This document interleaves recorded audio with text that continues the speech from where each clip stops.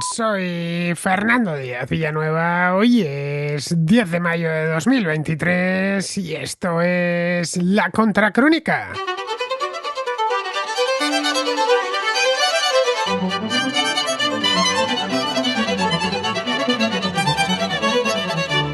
Se celebraron este domingo elecciones en Chile, pero no unas elecciones cualquiera, no unas elecciones legislativas ni presidenciales, sino unas elecciones un tanto peculiares, para elegir a los 50 consejeros constituyentes que integrarán el denominado Consejo Constitucional, el organismo sobre el que recaerá la tarea de redactar una nueva constitución para el país. Los resultados no fueron los que esperaba el presidente Gabriel Boric.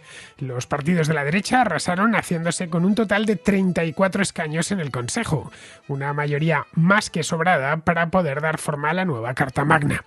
El proceso constituyente, que dio comienzo hace 3 años, tras las protestas callejeras de finales de 2019, da así un giro repentino que solo puede explicarse por los excesos de la izquierda en la Convención Constitucional, que entre 2021 y 2022 redactó una nueva constitución que fue rechazada en plebiscito en septiembre del año pasado. Al fracaso de la izquierda tampoco es ajeno el hecho de que Gabriel Boric y su gobierno no atraviesan su mejor momento, precisamente. Boric lleva en la Casa de la Moneda desde marzo de 2022 y las cosas no han mejorado en Chile. Su popularidad ha descendido notablemente, la delincuencia ha aumentado, hay problemas con la inmigración y la economía chilena se está contrayendo. Lo hará un 1% este año, según el Fondo Monetario Internacional, lo que convierte a Chile en el único país de Sudamérica que decrecerá este año. Según los últimos sondeos, en torno a 2/3 de los chilenos desaprueban la gestión del presidente y menos de un 30% la aprueba. La cifra contrasta con la holgada mayoría que obtuvo Boric en la segunda vuelta de las elecciones presidenciales de diciembre de 2021, cuando obtuvo el 55% de los votos, dejando a su oponente, José Antonio Kast, a 10 puntos porcentuales de distancia. Lo de este domingo bien podría calificarse como la venganza de Kast. El partido que lidera, el Partido Republicano, ha sido el ganador indiscutible en las elecciones para el Consejo Constitucional. Consiguió el 35% de los votos y 23 consejeros, casi la mitad. La coalición izquierdista Unidad para Chile tuvo que conformarse con el 28% de los votos y solo 16 representantes. Kast se beneficiará de que el tercero en discordia, la coalición Chile Seguro, formada por conservadores y liberales, obtuvo 11 escaños. Esto otorga a los dos partidos de centro y derecha la mayoría de 3/5 necesaria para hacer cambios en la Constitución y bloquear las propuestas de sus adversarios de izquierda. La derecha chilena sale de este modo muy fortalecida del envite, mucho más de lo que pensaban hace solo unos meses. Miran ahora al futuro con optimismo y se sienten por fin dueños del proceso constituyente que puso en marcha Sebastián Piñera a finales de 2019 contra el parecer de buena parte de los líderes de la derecha.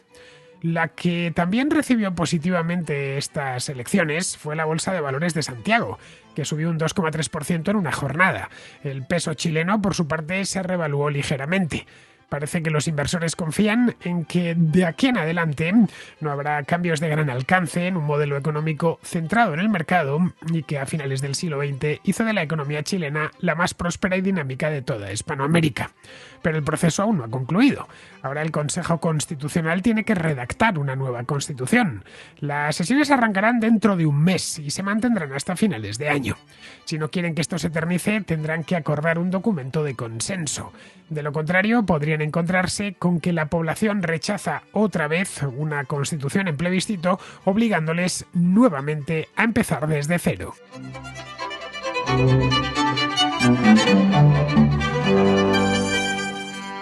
El proceso constituyente chileno, que hemos tratado aquí en la Contracrónica en más de una, en más de 2 y en más de 3 ocasiones, en los últimos pues ya va para 4 años, 3 años y medio desde que esto empezó. Empezó en diciembre de 2019, antes de la pandemia, y todavía continúa. El siguiente capítulo, o el último capítulo, mejor dicho, se escribió el domingo pasado. Fueron unas elecciones para elegir un Consejo Constitucional. y fueron un revés completo para este segundo intento de redactar una nueva constitución. El primero fue el año pasado y el antepasado, y el segundo pues está siendo ahora. El país se metió, como bien sabemos, se embarcó en esto de redactar una nueva constitución después de aquellas protestas tan violentas de 2019 que iban contra la clase política, demandaban mejores pensiones, educación, atención médica, etcétera. Recordadlo.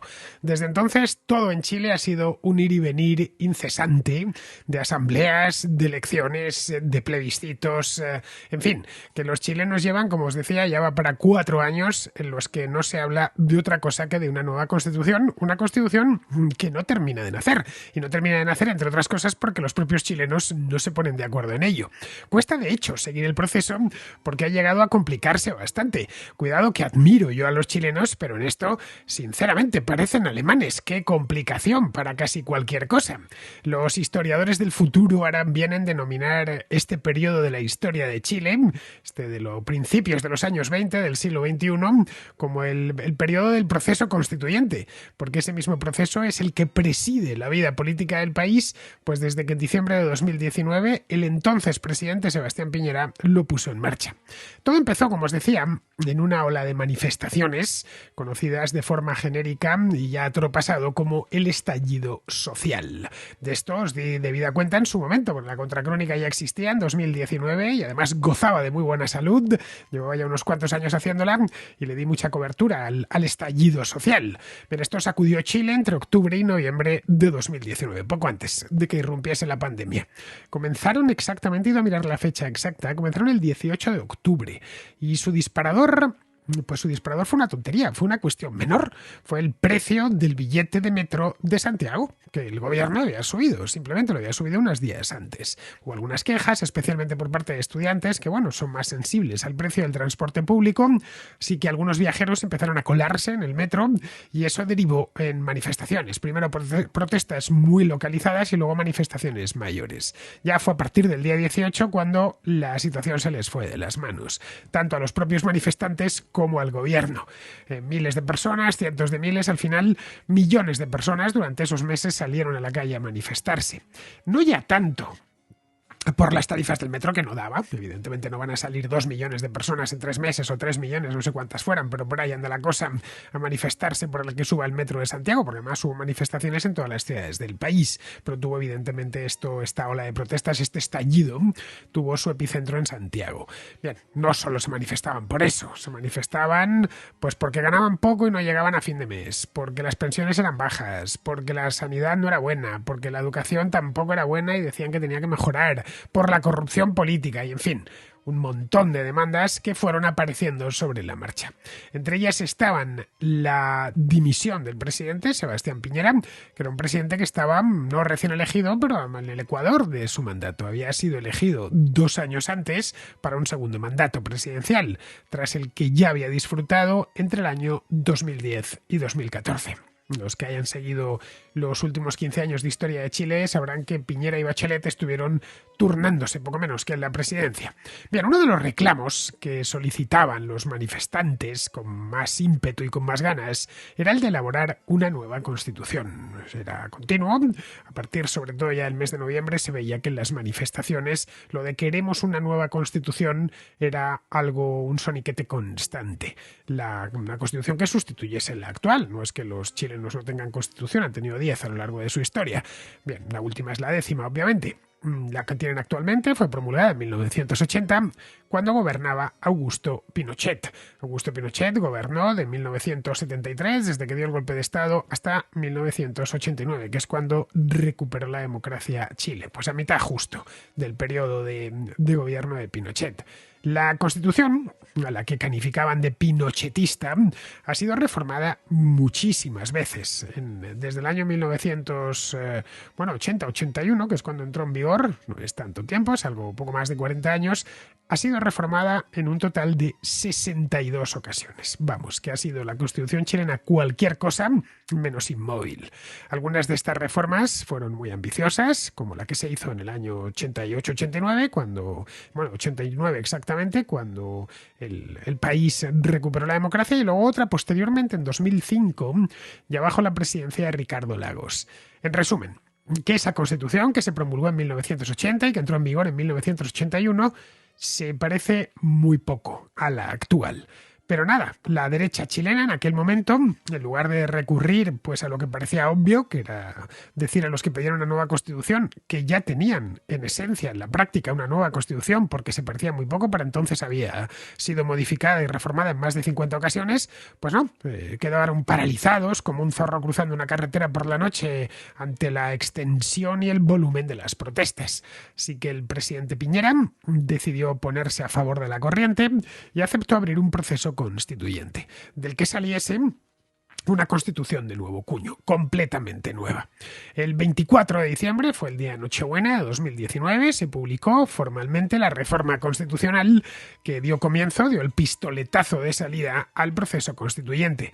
Unos días más tarde se convocó un plebiscito, no sé si habían terminado ya en 2019, estaban en 2020, pero vamos, fue unos días, esas mismas navidades, se convocó el plebiscito para el 26 de abril de 2020. Ese día los chilenos decidirían la composición de la Convención Constitucional, de las, por llamarlo de una manera que todos entendamos, de las Cortes Constituyentes, que es como lo llamaríamos en España. Una convención especial no sustituía de ninguna manera al Congreso bicameral de la República de Chile, iba a ser una convención aparte. Había dos posibilidades: o que esta convención fuese elegida desde cero, gente venida de la calle, que se presentase y que les eligiesen, o que la mitad de la convención fuesen elegidos en unas elecciones ad hoc y que la otra mitad fuesen congresistas ya electos. ¿Pero qué pasó? Pues pasó que el 26 de abril no se pudo celebrar plebiscito alguno, porque se presentó la pandemia, se había presentado mes y pico antes, y en Chile, como en casi todo el mundo, confinaron a la población. Así que el plebiscito tuvo que aplazarse hasta el 25 de octubre. Al final los chilenos fueron a votar, votaron y se decantaron por la opción de que fuese una convención constituyente completamente nueva, sin vínculo alguno con la Cámara de Diputados y con el Senado, con el Congreso chileno. Se convocaron entonces elecciones para la Convención Constitucional. Una vez habían decidido cómo querían hacerlo, hubo unas nuevas elecciones ahora para elegir a los delegados, que estaría formada por esta convención por 155 representantes. Esta convención se votó en 2 días, entre el 15 y el 16 de mayo de 2021, es decir, hace pues eso, 2 años, más o menos no, casi exactos 2 años que se votó a esta convención. Y la izquierda se hizo con ella de una manera muy aplastante. En julio de 2021 comenzaron sus sesiones, tenían un máximo, en principio, de 9 meses para redactar la nueva Constitución, con la posibilidad, eso sí, les dejaron la ventana abierta para que se tomasen algo más de tiempo si era necesario. Les dieron la posibilidad de prorrogarlo 3 meses más, si lo veían conveniente. Al final lo prorrogaron. Es decir, que para julio de 2022, como muy tarde, tenía, es decir, el verano pasado, bueno, verano no, invierno, en el caso de Chile, que está en el hemisferio sur, tenía que estar listo el documento que se sometería a referéndum. Un referéndum que finalmente se celebró el 4 de septiembre del año pasado y al que le dediqué un programa en su momento. Bien, pues ese día, o esa noche mejor dicho, para sorpresa de propios y extraños, la nueva Constitución fue rechazada de forma mayoritaria por los votantes. No sé si por los mismos votantes que habían elegido a esos constituyentes, a esos delegados, es decir, que se hacían cargo de la elección de los delegados, pero no de lo que habían hecho los delegados. No tenemos ni idea. El hecho es que rechazaron, además lo rechazaron, fue un rechazo de plano, mayoritario. Lo rechazaron exactamente por el 61,8% de los votos. Dijeron que no les interesaba lo más mínimo. Lo aprobaron solo el 38,1%. Esto tiraba por tierra los 2 años de trabajo previo y les obligaba, obviamente, a comenzar desde cero. Entre medias habían ido sucediendo cosas en Chile. Se habían celebrado elecciones legislativas y se habían celebrado a finales de 2021 y se habían celebrado también elecciones presidenciales. Sebastián Piñera, como estuvo tan lento, pues había terminado su mandato. En las presidenciales ganó la izquierda, una coalición de izquierdas con Gabriel Boric a su cabeza. Un político muy joven, un treintañero, que había empezado como activista universitario. Boric obtuvo el 55% de los votos en la segunda vuelta frente a José Antonio Cast, que se quedó con el 45%. En una palabra, en las elecciones de 2021 en Chile, y ya os lo expliqué en su momento, se habían invertido los resultados de 2017, cuando Piñera ganó con casi el 55%, el 54,5%, dejando a Alejandro Guillermo con el 45,5%. La sorpresa en las elecciones de 2021 fue José Antonio Cast, un candidato que ya se había presentado a las elecciones de 2017, pero que había quedado, creo que en las primarias, en cuarta posición y que ni siquiera llegó al 8% de los votos.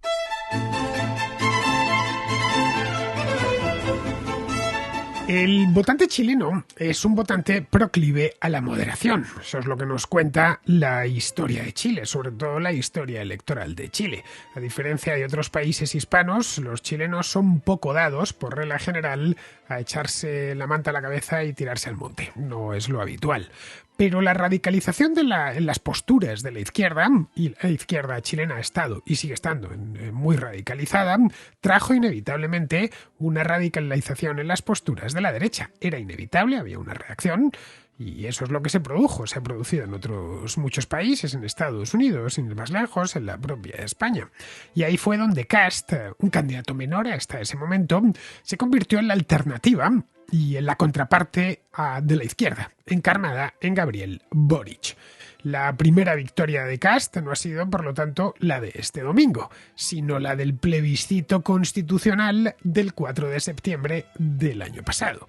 Se pudo constatar en aquel momento que había cambiado el ciclo político en Chile, un ciclo que había empezado solo 2 años antes, a finales de 2019, con el estallido social. Y les duró muy bien poco, solo un par de años, porque en septiembre de 2000, bueno, menos de 2 años, ¿qué queréis? 1 año y 11 meses es lo que les duró esto. Ya había empezado a cambiar el ciclo, las preferencias, digamos que la gasolina a la izquierda y a la extrema izquierda chilenas se les había empezado a gastar. Y evidentemente después de la acción siempre viene, de manera inevitable, viene la reacción. Habían pasado además, ya para entonces, pues un tiempo considerable, había pasado pues eso, más de 2 años desde el estallido social, y muchos chilenos, digo yo, que estaban algo hartos de tanto extremismo izquierdista. La Constitución, alumbrada por la Convención, era una Constitución muy maximalista. Aquí el año pasado la vimos, la tratamos, y la estuve yo comentando, tenía una cantidad de excesos que realmente sorprendía. El hecho mismo de la negociación había sido en muchos aspectos y en muchas ocasiones circense. Había incluso izquierdistas chilenos que se sentían avergonzados del espectáculo lamentable que estaban dando los suyos dentro de la propia convención. La Constitución esta no parecía que fuese a ser del gusto del chileno medio. Era ambiciosa, ya digo, maximalista, tanto en términos económicos como políticos como sociales. Suponía, de hecho, y esto ya lo comenté el año pasado, esta Constitución suponía una reinvención de la República de Chile, que, para que engañarse, es uno de los escasos casos de éxito en Sudamérica. En fin, reinventarse algo que más o menos funciona pues no tenía mucho sentido, pero suponía una reinvención. Suponía cambiar las bases en muchos aspectos de la República de Chile tal y como la conocemos. Claro, a eso una mayoría de chilenos no querían renunciar, para embarcarse en un experimento político de resultado incierto. Muchos de ellos querían una reforma constitucional y así lo habían hecho ver, incluso una nueva constitución, pero no esa constitución que les habían presentado al voto el día 4 de septiembre. Este plebiscito dejaba el proceso constituyente en un limbo. Es más, en aquel momento recuerdo aquella noche que no se sabía muy bien qué iba a pasar con el proceso constituyente. Boric insistía en que había que seguir y había que ponerlo en marcha. Ya estaba puesto en marcha, había que revivirlo. En diciembre, los partidos con representación en el Congreso alcanzaron finalmente un acuerdo para reimpulsar el proceso con la creación de un Consejo Constitucional formado por 50 representantes, elegidos por sufragio universal.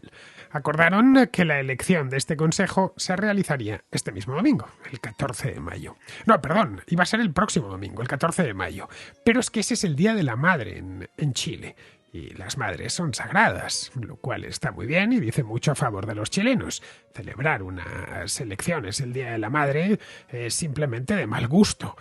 No se debería hacer nunca y bajo ninguna circunstancia hacer unas elecciones el Día de la Madre. No se debe mezclar algo tan noble como una madre con algo tan innoble como es el politiqueo. Así que nada, lo quitaron del 14 de mayo y se lo llevaron a este domingo, el día 7 de mayo. La mayor parte de las encuestas, yo estuve echando un vistazo esta semana pasada y la anterior a ver cómo iba la cosa y más o menos, bueno, un vistazo rápido para hacerme una idea y supuse que iban a quedar más o menos empatados, pero que lo que era la coalición de izquierdas, que se llama Unidad para Chile, iba a salir, no sé si ganadora, pero que tenía posibilidades. Y luego la de centro derecha, Chile Vamos también iba, o Chile Seguro, que es como se llamaban para estas elecciones, también no iba a salir mal parada. Y que incluso Kast podía, y esto nos decían las encuestas, podía también tener muy buenos resultados. Podía ser perfectamente un empate a 3. Desde luego, se sabía que iba a salir una cosa mucho más equilibrada que en las elecciones que hubo para la Convención Constitucional hace un par de años. Bien, esto es lo que nos decían las encuestas. Ya digo, un empate entre la Unidad para Chile, la izquierda y el centro derecha de Chile Seguro. Dejando en tercer lugar, a corta distancia, eso sí, al Partido Republicano de José Antonio Kast. Boric sabía que no lo iban a tener tan fácil como en las elecciones de octubre de 2020, que esta vez la derecha venía fuerte, porque a diferencia de lo que pasaba en aquel entonces, es la izquierda la que está en el poder en estos momentos. Caray, está él en el poder asumiendo y teniéndose que hacer cargo de todo el desgaste que ello implica. Lo que seguramente no se esperaba Gabriel Boric era el costalazo que se han terminado dando, que creo que ha sorprendido a todo el mundo. El centro-derecha, como os decía en la introducción, ha conseguido las 3/5 partes del Consejo. Y eso le permitirá, pues si quisiesen, hacer una constitución a su antojo. Junto a una comisión, no van a estar solos, les han adosado una comisión de 51 expertos, unos constitucionalistas consumados que están designados directamente por la Cámara de Diputados y el Senado. Aquí podríamos pensar que si les va la mitad, son 100 personas, 101 exactamente, son 50 elegidos y luego hay 51 expertos constitucionalistas que los elige el Congreso elegirá, lo compensará, lo equilibrará. No necesariamente, teniendo en cuenta que la mayoría del Consejo es de centro derecha y que nunca realmente quiso cambiar la Constitución. El centro derecha chileno estaban dispuestos a reformas, pero a cambiar muy pocos lo pedían, es decir, a inaugurar una nueva. Y que los expertos están designados por el Congreso, donde la oposición hoy por hoy tiene mayoría, pues es probable que salga una constitución muy similar a la que tienen ahora. E incluso en algunos aspectos más conservadora. Esto último, que sea más conservadora, no es en absoluto eliminable, ya que el domingo el gran ganador fue el Partido Republicano, no lo olvidemos, que es un firme partidario de la actual Constitución. El Partido Republicano tendrá 23 delegados en el Consejo Constitucional entre los electos, es decir, casi la mitad, lo que le convierte, de sobra en el grupo más numeroso. El Partido Republicano a día de hoy es la principal oposición al gobierno de Gabriel Boric, desde que tomó posesión en marzo de 2022. Se han puesto en contra de casi todo lo que ha hecho Boric. Se han puesto en contra de la despenalización completa del aborto, algo que Boric llevaba en el programa. En Chile hoy el aborto solo está despenalizado en 3 supuestos: caso de riesgo de vida para la madre, de violación o de que el feto sea inviable. Y esto desde hace poco, desde 2017 creo, cuando Michelle Bachelet se tomó como algo personal lo de sacar una ley del aborto adelante. Kast también ha pedido que se deporten los inmigrantes ilegales, a quienes por supuesto el Partido Republicano culpa por el aumento de la criminalidad. Que es normal que se viese a Kast tan contento el domingo por la noche en Santiago. Dijo que Chile había derrotado a un gobierno fallido y que esta derrota de Boric era premonitoria sobre el futuro que le espera al propio Boric y a la izquierda. A Boric se le veía dolido, pero parece que ha aprendido la lección y que ha entendido. Uno de los problemas que tuvo la primera convención constitucional fue que la mayoría de izquierdas simplemente ignoró a los delegados de derechas, a pesar de que los estaban ahí. Eso Boric lo tuvo que reconocer el otro día. Dijo que el proceso fracasó porque no supieron escuchar a los que piensan diferente, para acto seguido dirigirse a Kast y pedirle que no cometa el mismo error. Bien, aquí Boric tiene razón. Una constitución es algo serio, no es una ley orgánica, que se pueda derogar unos años más tarde. Es la ley fundamental y debe de tener voluntad de permanencia durante un periodo de tiempo muy largo, a ser posible de muchas generaciones. Para conseguirlo es necesario que todos, o casi todos, se sientan incluidos dentro de la Carta Magna. De un lado y del otro han de ceder. De nada sirven los maximalismos, porque entonces se producirá el efecto péndulo. Si tú me impones una constitución, en cuanto yo llegue al poder la cambiaré y desharé todo el camino andado. La que creó la Convención Constitucional, que se sometió a referéndum en septiembre, era tan radical que la mayor parte de los chilenos se veían fuera de ella, y así lo expresaron en las urnas, más del 60%. Así que la mayoría del Consejo Constitucional tiene la obligación de escuchar a sus oponentes y de ceder en algunos puntos para que cuando la presenten ante los chilenos en un nuevo plebiscito puedan decir que es obra de todos y que todos caben en ella, no solo de una parte. De lo contrario existe el riesgo de que los votantes vuelvan a rechazarla, como ocurrió el año pasado. Bastaría con que se pareciese mucho a la que está en vigor para que la rechazasen, pero es que tampoco valdría aprobarla por los pelos. Una constitución, como os decía, es muy serio. Es algo muy serio. Debe de tener el respaldo de una mayoría muy amplia. La Constitución española de 1978, por ejemplo, se sometió a referéndum y casi el 92% votaron a favor. En el propio Chile, como os contaba antes, en 1989 se celebró un referéndum para aprobar la primera gran reforma constitucional, consensuada entre el gobierno de entonces, que era el de Pinochet, y todos los partidos políticos.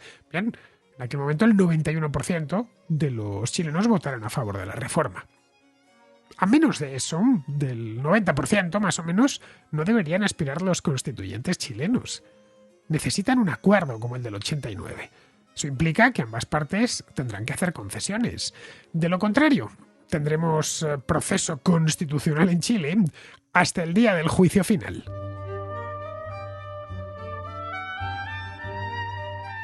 Vamos con la contrarréplica, empezamos con Francisco, que tras escuchar el programa de ayer que hice con Martín, trae el tema de la escalada nuclear y se pregunta qué pasaría si Rusia recurriese a su arsenal estratégico. Hola Fernando, me ha encantado tu programa con Martín Tuitero. Quería plantear la siguiente cuestión y es en referencia a una escalada nuclear. Me gustaría saber si alguien de los que conoces, Martín Tuitero o cualquier otro, puede responder a esta pregunta. Se han visto en los últimos informes que la corrupción de Rusia puede ser la mejor salvación para el resto del planeta. Es decir, que sus alertas tempranas en caso de guerra nuclear, que sus misiles balísticos han sido víctimas de la sempiterna corrupción en Rusia. Y esa misma corrupción puede hacer que en el momento que tengan que pulsar el botón o que quieran pulsar el botón, nada suceda. Quizás sea esa la razón por la cual no han hasta el momento utilizado ninguna arma táctica nuclear. Mi pregunta es la siguiente. En caso de que hubiese una escalada nuclear y Rusia lanzase X cohetes, X intercontinentales, atacando objetivos en Occidente, Europa, Estados Unidos, etc., ¿funcionarían o no funcionarían? Eso ya lo veríamos. Pero desde luego el contraataque por parte de Estados Unidos seguramente sí funcionaría y eliminaría a Rusia del mapa como si se tratase de Sodoma y Gomorra en la Biblia. Es decir, los que quedasen allí no quedaría nadie para contarlo. Mi pregunta es, ¿qué pasaría con China en caso de esta situación? En caso de un cruce de misiles en el aire intercontinentales, ¿respondería China al ataque de Estados Unidos? ¿Incluiría Estados Unidos objetivos en China? No, supongo que no. ¿Pero se mantendrían al margen? ¿Les pasaría algo? Este tipo de cosas no termino de entender cuál es la política general en este tipo de situaciones. Si no lo sabes tú, pues a lo mejor algún contraescucha puede responder a eso. Muchas gracias por tu programa, Fernando. La corrupción en Rusia está muy extendida en todos los ámbitos de la vida, no solo de la vida pública, también de la privada, pero espero que no haya alcanzado hasta el arsenal nuclear. Lo digo porque eso implicaría que cualquiera dispuesto a pagar tendría acceso a ese arsenal, a pagar lo suficiente, ¿no? Los rusos son sucesores de los soviéticos y en ese aspecto los soviéticos demostraron ser muy profesionales con el arsenal nuclear. Caray, hablamos de una cosa muy seria, no de un polvorín cualquiera. De cualquier modo, aunque una parte de las armas nucleares que tienen no pudiesen lanzarla porque están desatendidas o porque no funcionan los sistemas de lanzamiento, el problema con Rusia es que tiene muchas ojivas nucleares. De hecho, tienen más ojivas nucleares que cualquier otro país del mundo. El Instituto de Estocolmo para la Investigación de la Paz, que es el que lleva el recuento de armas nucleares que hay en todo el mundo, estima que en Rusia hay 5.800 ojivas nucleares, de las cuales una parte considerable, unas 1.600, están desplegadas. Estados Unidos tiene unas 5.500 ojivas nucleares, de las cuales 3.700 están desplegadas y operativas. Por desplegadas hay que entender que se encuentran ya dentro de los misiles balísticos o en una base aérea, ya preparadas para ser cargadas a bordo de un bombardero. Es decir, armas nucleares que se pueden emplear dentro de unas horas. Estamos hablando de una cantidad considerable de ojivas nucleares, como ves, mucho más potentes que las que devastaron Hiroshima y Nagasaki en 1945. En el caso de que a Putin y todo el Kremlin perdiesen la cabeza por completo y decidiesen atacar Occidente, lanzando bombas nucleares contra las principales capitales europeas, y también las de Estados Unidos, la respuesta occidental sería inmediata, claro. No solo Estados Unidos tiene arsenal nuclear, también lo tiene, aunque mucho más pequeño, eso sí, el Reino Unido y Francia. Entiendo que los servicios de inteligencia occidentales observan esa posibilidad, la contemplan y extreman las precauciones para que en el caso de que pierda la cabeza en Moscú, pues lo puedan saber al menos unas horas antes, ¿no? En un ataque nuclear eso es clave, ¿eh? El primer ataque es clave. Es decir, ¿quién es el primero en lanzar? Ten en cuenta que el primer ataque se dirige a inutilizar parcialmente las armas nucleares del enemigo. De esa manera ya le has debilitado en la respuesta. Pero como decía ayer Martín, y concuerdo con él, el empleo de armas nucleares es algo mucho más serio, son palabras mayores. Aparte de que Rusia quedaría destruida por completo y con ella el Estado ruso, la doctrina nuclear rusa es heredera de la soviética. Solo contempla el uso de armas nucleares en el caso de peligro terminal para el Estado.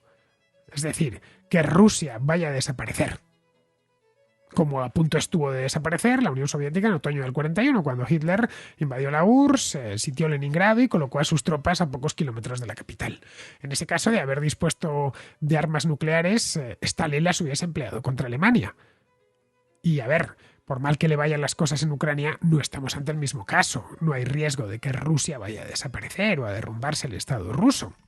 Podría también Putin confundir su propio destino personal con el del Estado. Y en ese caso puede recurrir al arsenal nuclear. Pero lanzar los misiles balísticos y encargar que se carguen los aviones bombarderos no es algo que pueda decidir Putin solo, desde su despacho. No tiene un botón debajo de la mesa, como en las películas de James Bond, con Blofeld. No es así. Requiere el concurso de mucha más gente. Y claro, no todos ellos unen su destino al destino del régimen de Putin o al del propio Putin. De manera que lo más probable es que esto de amenazar con armas nucleares cada vez que se siente contrariado no sea más que una estratagema para meter miedo. Una estratagema que utiliza desde el principio de la guerra y que cada vez le funciona menos. Esto es como el cuento del lobo. Ha dicho tantas veces que va a poner en alerta a las fuerzas nucleares que ahora ya cada vez que lo dice ni siquiera es noticia. De cualquier manera, deben tomar en serio a Vladimir Putin. Entiendo que le están tomando en serio, que la de una guerra nuclear es algo... es una posibilidad remota pero real, está ahí, existe. Hay que estar preparado para atacar con antelación en el caso de que la confrontación sea inevitable. Bien, vamos ahora con Guillermo, que está en Chile y que nos habla del tema del día, de las elecciones para el Consejo Constitucional.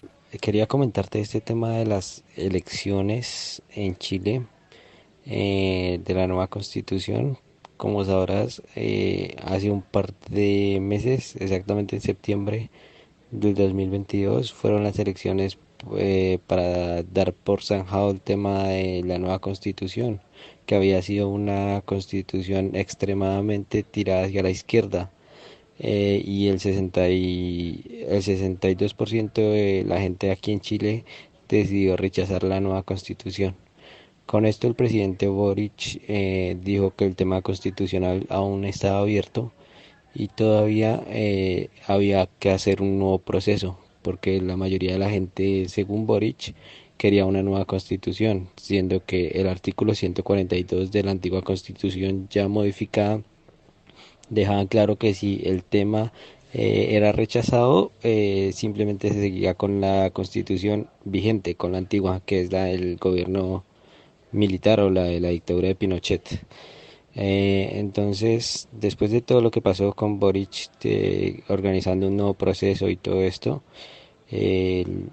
ayer salieron electos los nuevos constituyentes o convencionales que van a escribir la nueva constitución y la derecha arrasó. Es como si, como te explico, en total van a ser 50 y de estos 50 la derecha sacó 35. Es decir, la derecha en este momento tiene el poder de veto en la nueva constitución aquí en Chile y podrán escribir lo que ellos quieran sin necesidad de contar con la izquierda, que era lo mismo que había pasado en el anterior proceso, pero en el sentido contrario. En el anterior proceso era la izquierda la que tenía el poder de veto y tenía completamente todo bajo su poder. Entonces ahora como quedaron las cosas, la derecha aquí en Chile podría escribir en la nueva constitución. Si quieren pueden, no sé, prohibir el Partido Comunista directamente o pueden prohibir directamente el aborto como en la Constitución. Pueden escribir lo que ellos quieran. Esperemos que ya con esto próximamente Chile dé por zanjado el tema constitucional, lo dé por resuelto, porque pues es algo que provoca mucha incertidumbre política. Y aparte también que salga una buena constitución y pues mis amigos rojos de aquí de Chile, la gente de aquí de Chile que son amigos de Pablo Iglesias o admiradores de Gustavo Petro, están un poco tristes y un poco amargados porque en un par de meses van a tener que decidir si se quedan con la constitución de Pinochet o si quedan con la constitución de Cast, que es el que sacó más votos aquí en Chile, más consejeros constitucionales, que es el Partido Republicano, que es el partido más a la derecha de acá de Chile, que se podría comparar con Vox en España. Muchas gracias y saludos desde Chile, Fernando. Bueno, ya lo he explicado antes, se ha dado la vuelta a la tortilla y eso implica un peligro obvio, que la constitución que haga el Consejo sea solo de una parte y que así lo perciba el electorado. En el caso de que así sea, pues será un problema, porque podría suceder que el plebiscito que venga después, pues los chilenos lo rechacen, como pasó con la anterior, o peor aún, que la aprueben por poco, y los que vengan después sientan que es ilegítima y que hay que abrir un nuevo proceso constituyente. Vamos, que están obligados a hilar fino y a buscar el consenso. Si ambas partes se ponen maximalistas, de nada servirá este consejo, salvo para prolongar más el proceso constitucional, que en unos meses hará 4 años que empezó. En la historia de Chile, como os decía al principio del programa, hay un total de 10 constituciones. Algunas muy longevas, como la de 1833, que estuvo en vigor casi 100 años, hasta 1925, y otras que estuvieron en vigor muy poco tiempo. La Constitución de 1823, por ejemplo, estuvo en vigor solo 2 años y medio, desde diciembre de 1823 hasta la aprobación de las llamadas leyes federales en julio de 1826. El proceso actual es ya, de hecho, más largo que el tiempo que estuvo en vigor la Constitución de 1823. De modo que si no quieren que esto se eternice, pues aún más de lo que ya se ha eternizado, deberían ponerse de acuerdo este mismo año. Sacar una constitución que convenza a no menos del 80-90% de los chilenos y olvidarse ya de este tema. Para Chile toda esta historia está suponiendo un desgaste tremendo. El país atraviesa una doble crisis, política y económica, desde 2019, y esto evidentemente lo están pagando los chilenos. Bien, vamos ahora con Antonio, que es de Tenerife, y que cuento de lo que pasó el sábado pasado, el día 2 de mayo, en la Puerta del Sol, que el espectáculo lamentable que dio Félix Bolaños nos cuenta qué es una catenaria. En primer lugar, me gustaría felicitarte por tu trabajo. Te vengo siguiendo desde hace un año, cosas así. Te descubrí por la contrahistoria, pero luego descubrí tus otros programas y la verdad es que en general me gusta bastante. Bueno, escucho todos los días la Contracrónica y luego de tus canales de YouTube, en Twitch, la verdad es que no entro porque no soy mucho de Twitch, pero sí que me gustan los resúmenes de prensa, que bueno, que después los pones en tu canal de YouTube.